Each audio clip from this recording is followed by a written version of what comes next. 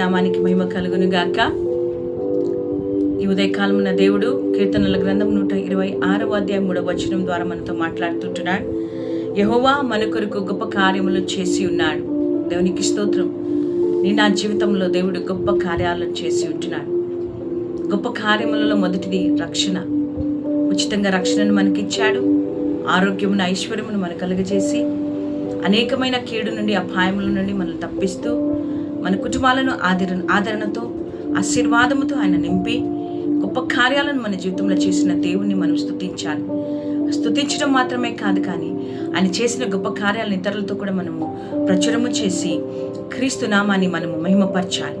కాబట్టి ఈ దినము దేవుడు చేసిన కార్యాలను ఇతరులతో సాక్షిరూపంగా పంచుకొని దేవుని నామాన్ని మహిమపరిచి అనేకులకు ఆశీర్వాదకరంగా నువ్వు నిలవాలని దేవుని యొక్క కోరిక. దేవుడు నిన్ను, నీ కుటుంబాన్ని దీవించును గాక. ఆమేన్. God bless you.